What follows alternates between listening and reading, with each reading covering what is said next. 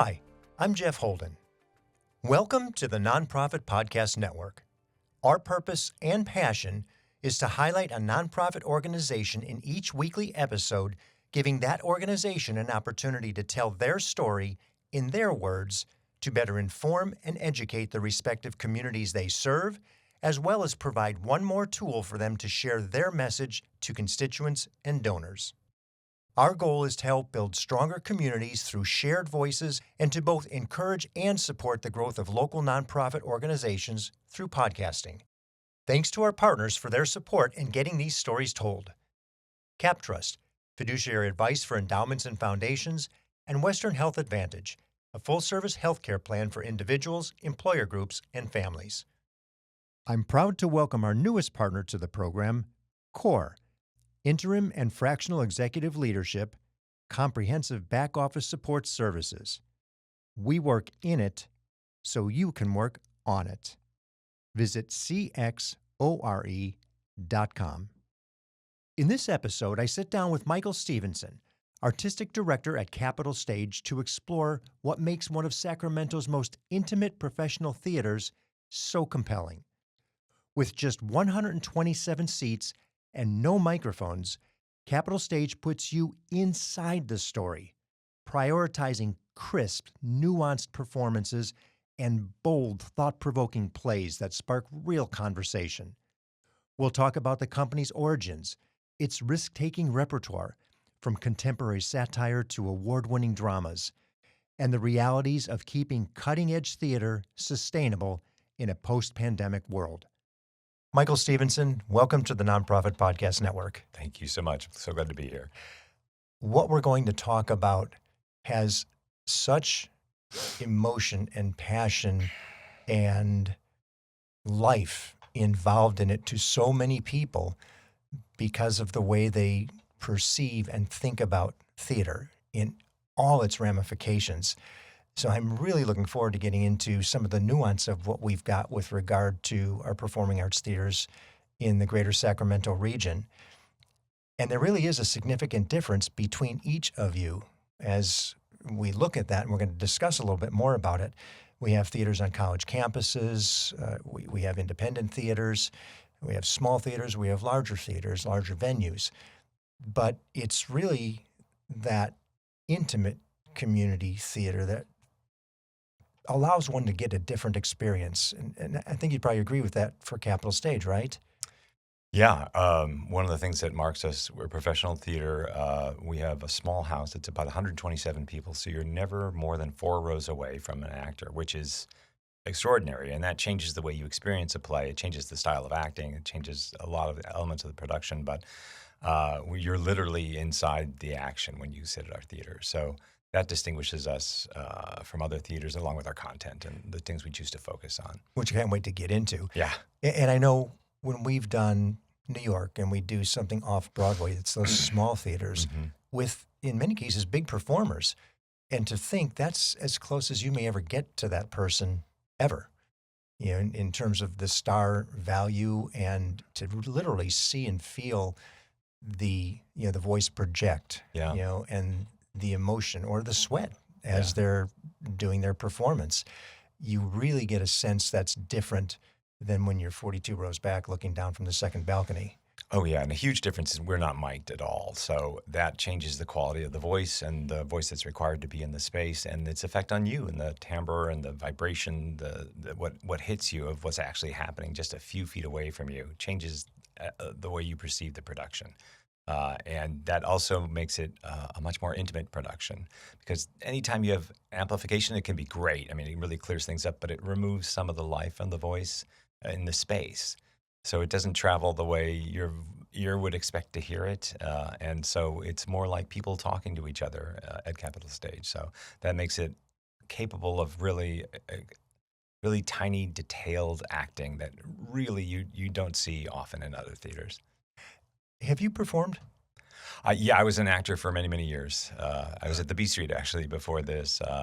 My wife and I, Jamie, founded the B Street Theater Conservatory.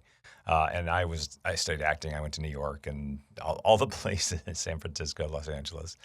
I'm picking it up by just the articulation of the way that you're stating some things. Oh, okay. Which is a little bit different than most people who, converse into a microphone, which we are amplified. Yeah. But as you were doing it, I was like, okay, wait, that's a little bit different. He's he's speaking that very crisply. So it's evident. In terms of the theater itself, about 20 years old now. Mm-hmm. And as I just found out, I knew you'd been there for 10 as artistic director, but you've been involved with it since the beginning. Yeah, I was a freelancer in the beginning. I wasn't a founder, but I directed many productions there, and I was in a couple of productions there as well until 2015 when I took on the artistic directorship. So I've known the players for a long time. Stephanie Gillard, John Williams, and Peter Moorman were the founders of the theater. And they were asking the question, hey, why do I have to go to San Francisco to see avant-garde or more cutting-edge theater? Why can't we see that right here now? I bet there's demand for it. And they opened up the theater on the Delta King, which seems like a strange way to go. It's a 99-seat house, below decks. And there was a murder mystery theater next door, and there's a restaurant up top. Sometimes people would bring their meals down into the theater. I remember. And there was little folding school desk chairs, which really didn't really have any function for us.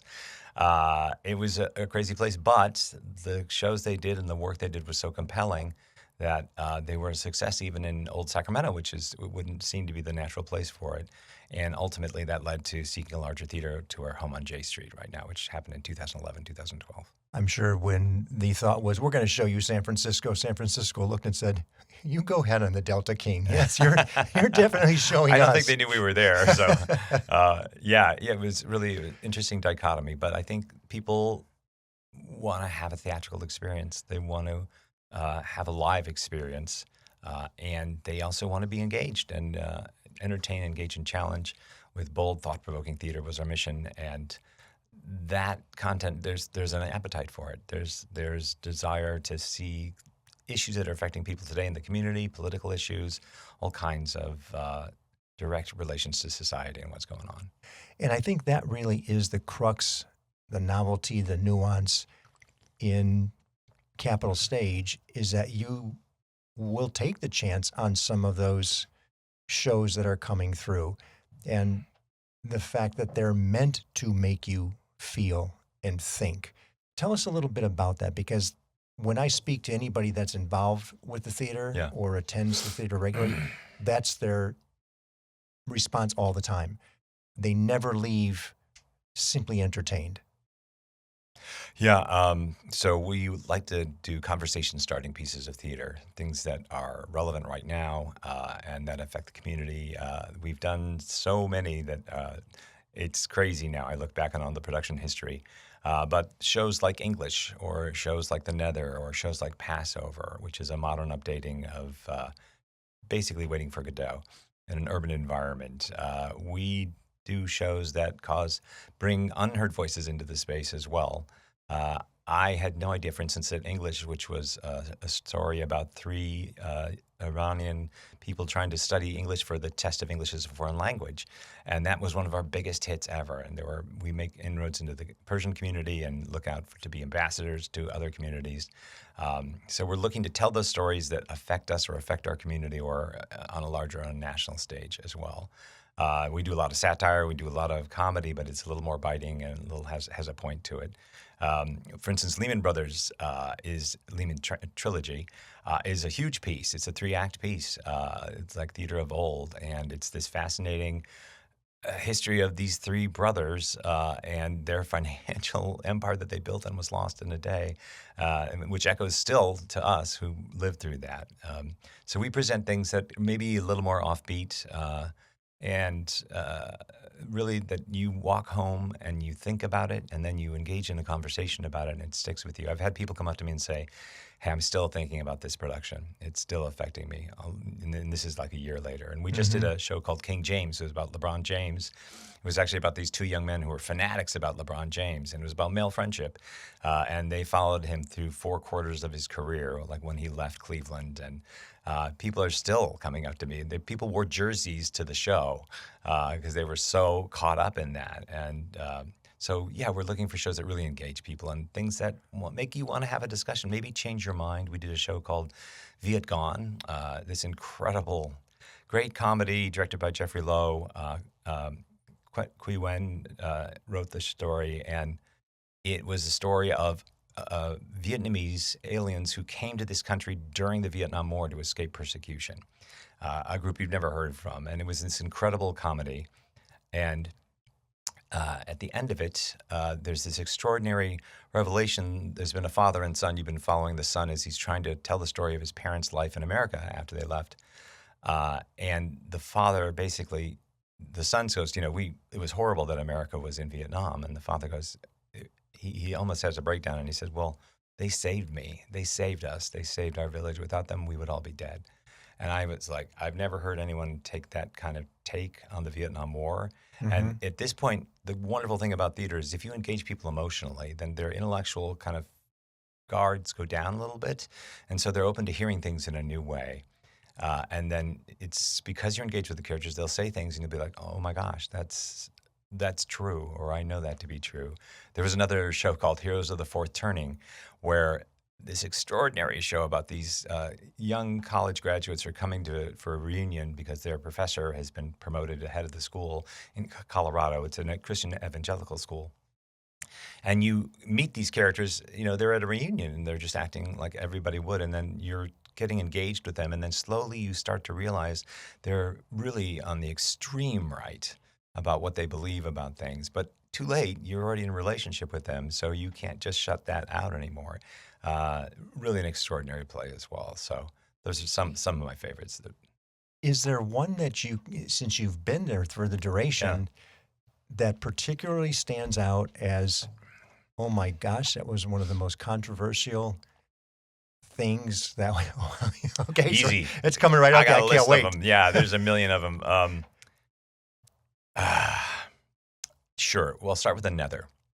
The Nether is this extraordinary story of the near future where people are basically experiencing their whole life in virtual reality, in the internet. And in this world, there's a place that looks like a Lewis Carroll kind of playground, in 1800s kind of Alice in Wonderland kind of, nostalgic reminder. And in this world of this particular place,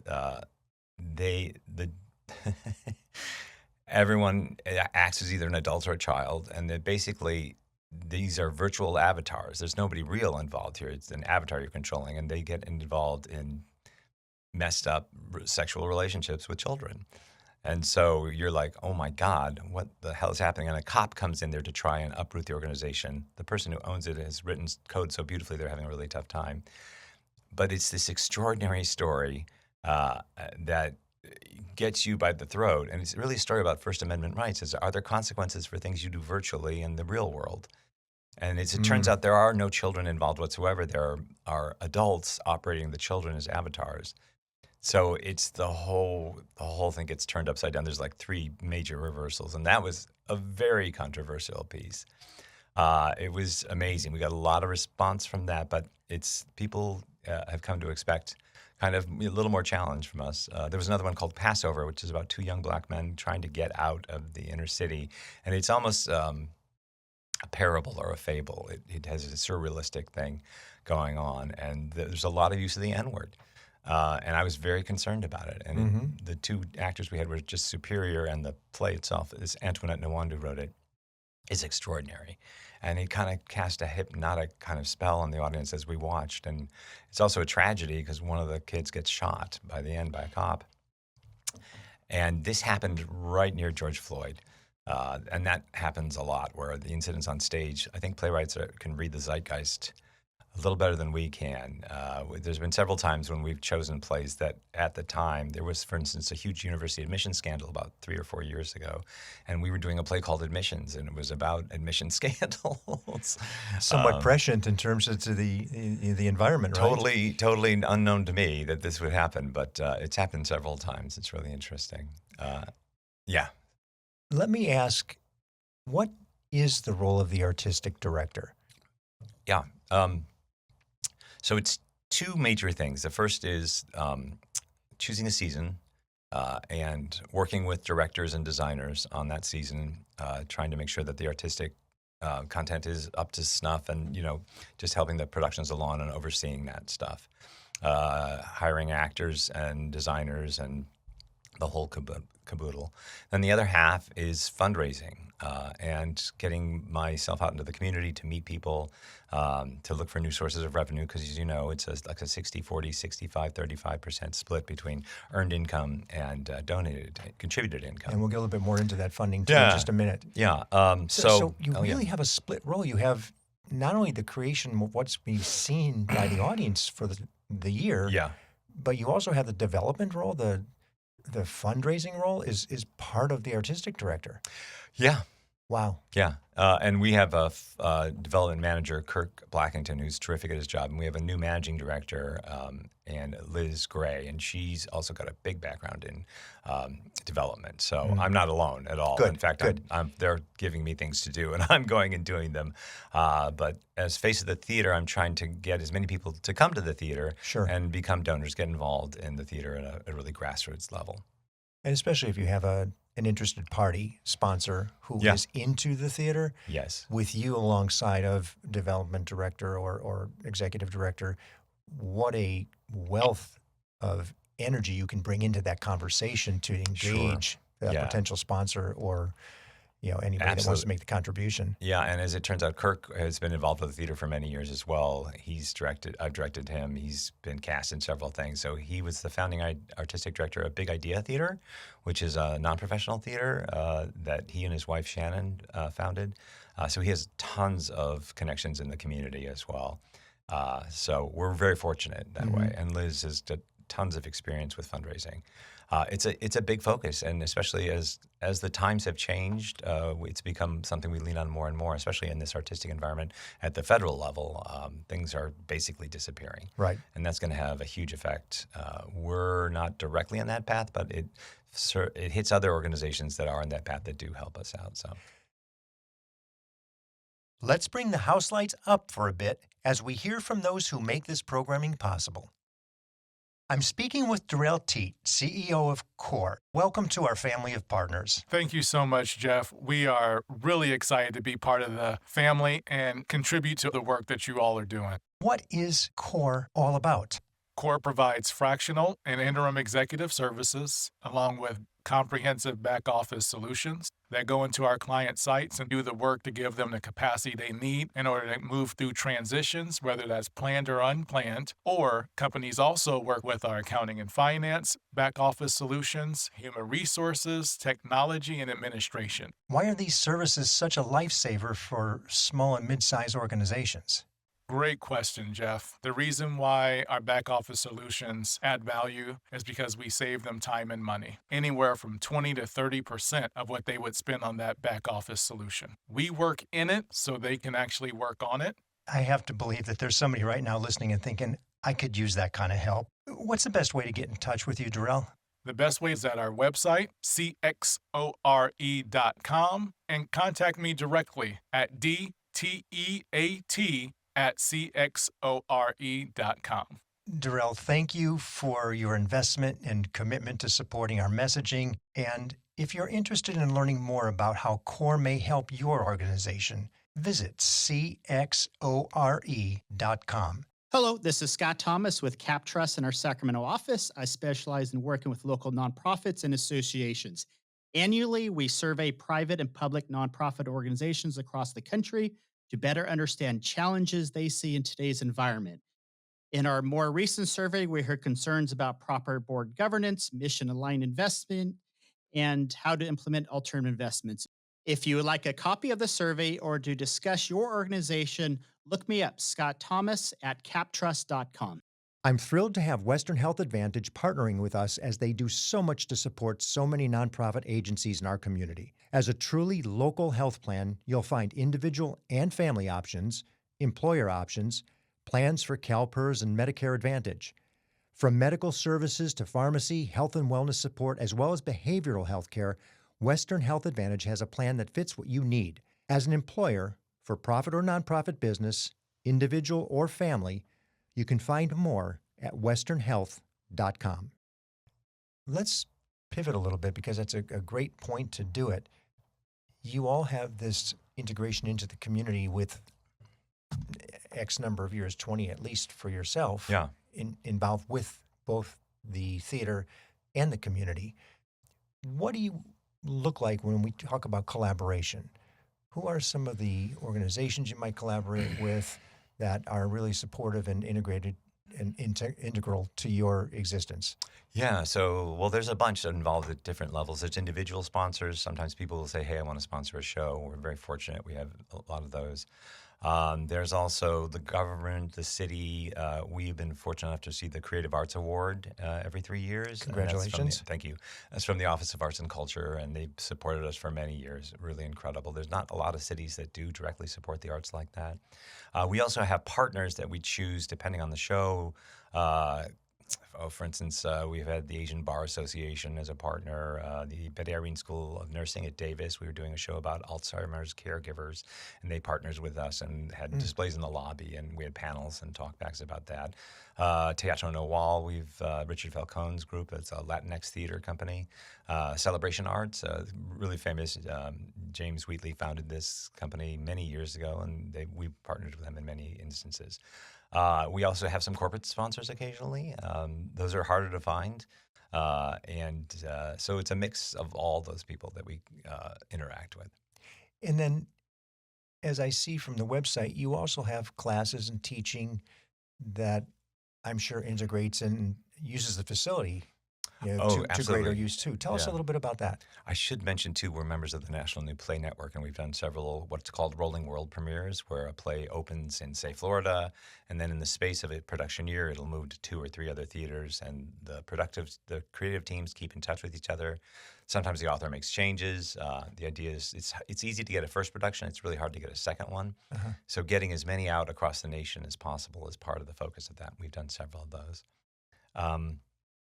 I'm sorry, what was the second question?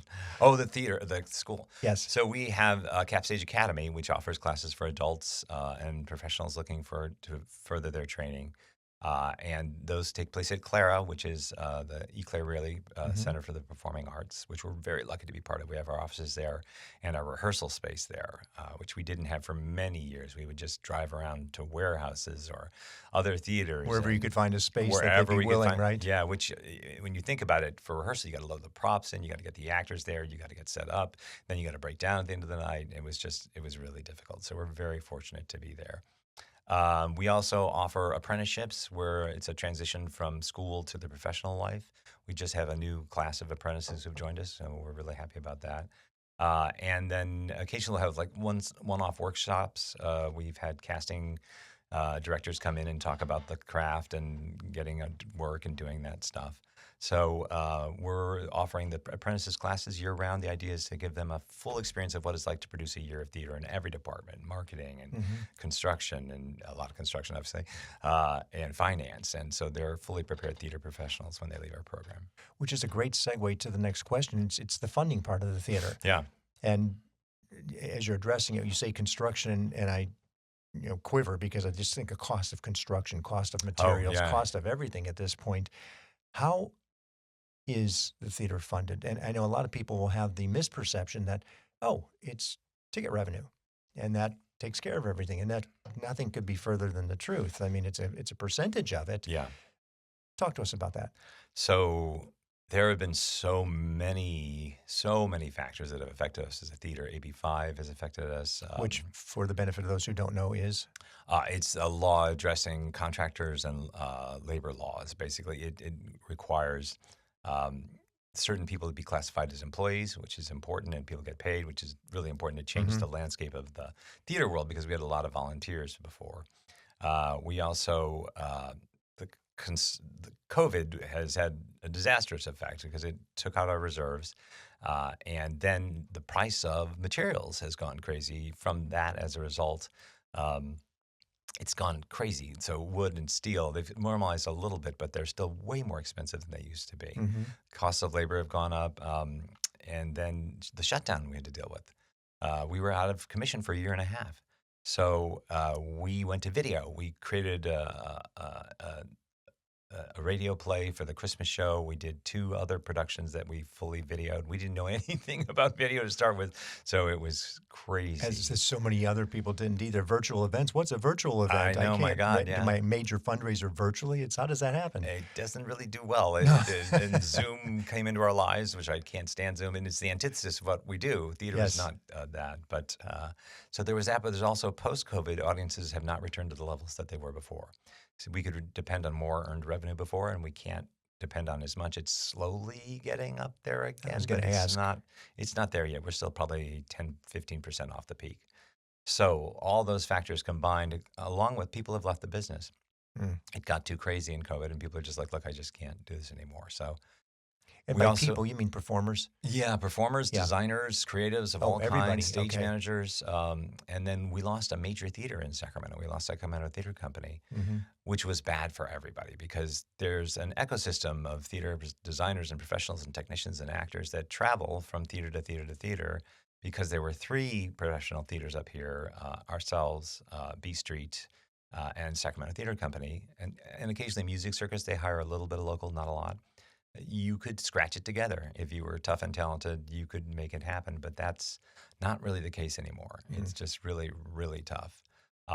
So there's been just momentous change over the last, the time that I've been there. Right. I've watched most of it happen. So in the funding process, it's what 60% of it may come from ticket revenue, with the additional coming from sponsorships and donors and Yeah, so sponsorships, donors, grants, the biggest slice of that is individual contributors. We are very fortunate to have some loyal patrons who have been very generous with us. It still doesn't change. The equation has changed. Basically, our earned revenue is still down, and we're trying to figure out ways of getting people back in the theater and engaged. But it's a struggle. I'll tell you, it's been a couple of years. It's a little better. Part of the problem is I think everybody subconsciously became programmed, if they went to work at all, go home, sit on the sofa, watch Netflix. And that was a year of that at least, or 2 for some people, right? And so subconsciously that becomes your habit. And I don't think that anyone's been able to address, there's got to be an event that kind of unlocks that again. But that repetition and that isolation became America. And so we are struggling still to kind of break that and get people back into the civic ritual that is theater. Do you see, as you look at it now, you said it's maybe 10 to 15%, is the trend line still positive? Getting closer to and closer to as we eradicate some of that a little fear. flat. Okay. It's been positive, but it's gone flat recently. We're having some hopeful sales for this new season coming up, our 21st season.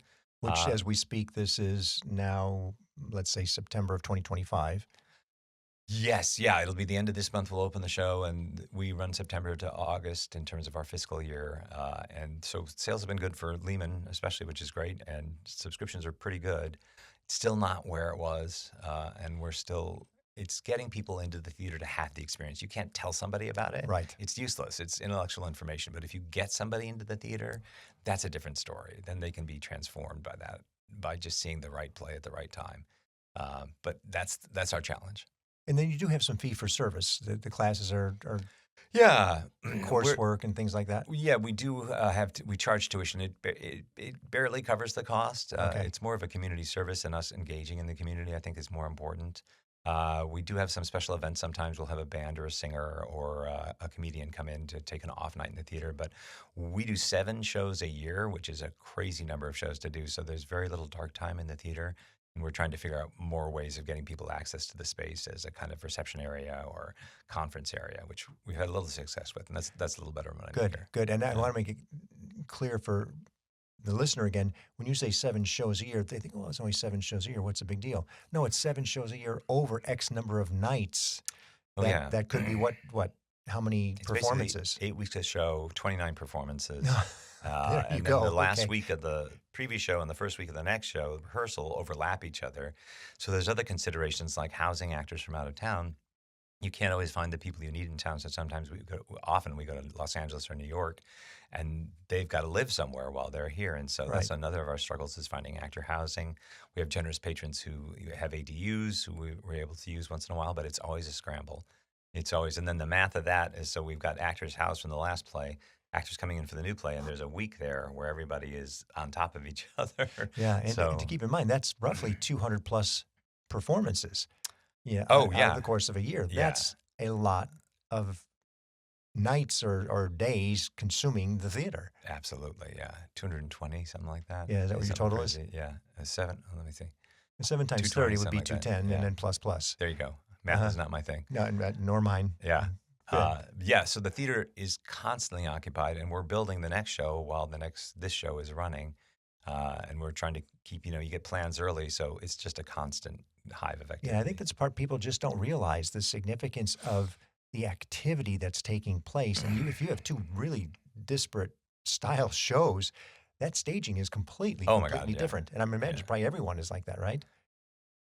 Yes, I think other theaters do fewer shows, in some cases, but the B Street we're very similar to in terms of main stage productions, and they have their kids show, which is in addition to all that they do. But yeah, I mean, it's a labor of love. Yes. It's never going to be a cash cow, as it were. It's always going to be. It's about being enmeshed in the community and sharing these stories together, which is this kind of ancient ritual that we've had since sitting around the fire. Right. I'm going to ask you a fun question now, which I Yeah. think you're going to, Oh, yay. you'll enjoy. This is the one. This is one where we get away from it all and say, you've got this donor who's passionate about the arts, passionate about the theater. Says, you know what, Michael, I've got this blank check. I'm aging myself out. I want to leave it as a legacy, but you got to give me a good reason to do it. If that was the case, what would the theater look like? What would you do? What would be different? Well, if this was a truly blank check, I think the thing would be different. We would lower our ticket prices, pay our technicians, designers, and actors more, and then we would be very attuned to what's going on in the community and be able to choose shows nimbly that are really affecting things right now. And also, we'd be welcoming to everybody. We want everybody to feel included, and we would probably send productions out into the schools to bring people together. Love that. Yeah. Yeah, and maybe more partnerships with other theaters as well. It's ironic when you do a co-production, you think, oh, we're going to save money. We did a triple co-production of The Heart Sellers, this wonderful Lloyd Saw play, and it pretty much just ends up being another. You get this wonderful feeling of accomplishment because of the creative energy that's gone to these three productions, but it turns out to be you've still got to build it and make it work in your space, which is almost identical. So it's interesting. So no savings, not necessarily greater, just a wash, But also, and a lot better feeling. Great feeling. You've had something to do with the life of this play, which is really good. Yeah. Back to the reality of the situation today. What is the greatest need? I would say we've got to find a way to increase our earned and contributed income. It's almost a different business than it was. Sometime way back in the early aughts, a lot of volunteers were on that stage and helping out, or being paid fees for tons and tons of work. And now we're paying people appropriately, and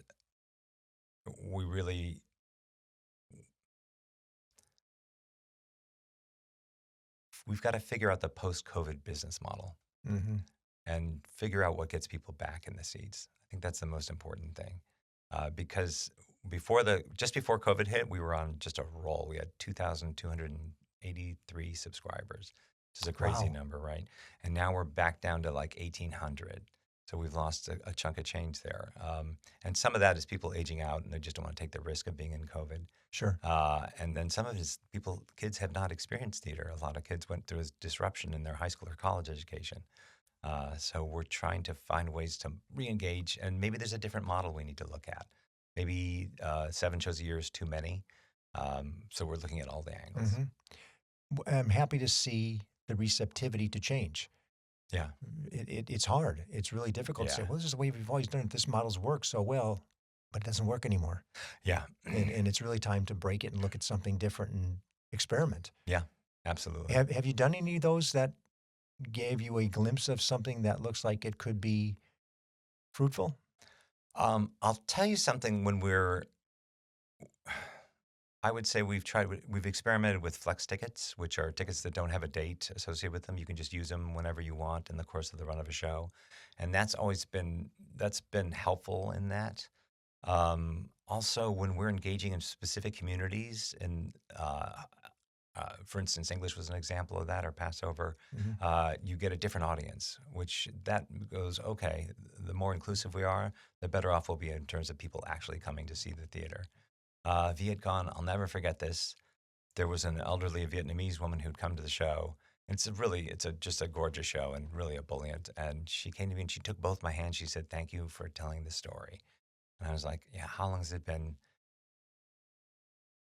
To see your story on stage is really powerful. It's a really powerful thing. And for many years, like for instance, in English, we had to find Persian actors and Iranian actors, and it was extraordinary. It was just this amazing new energy in the room. So I think there's some combination of those elements that make it work. Are the theaters at all into yet? I'm sure it's coming. Dynamic pricing. Oh, that exists. Yeah, there are ticketing systems to do that. It's a complex thing to do. It's possible to do, and we're starting to look at it, but we haven't done it yet. Like Music Circus, for instance, has dynamic pricing. Okay. They use a program called Tessitura, which is kind of a database, and they're able to change ticket prices on the fly. We don't have as much inventory as they do, so it's a little more challenging. Mm-hmm. Yeah, so we are looking at it, but we haven't started it yet. And then with regard to the individual performances, obviously there's days that have nuance to them because timing and everything maybe Sure. not as demanded. But when you see that stable group, the people that are your staunch subscribers, what do they look like? They're probably late 40s up to 60s. They're probably professionals, a lot of them, high level education, been engaged with the theater for a while too. They really stick, and they enjoy a good conversation.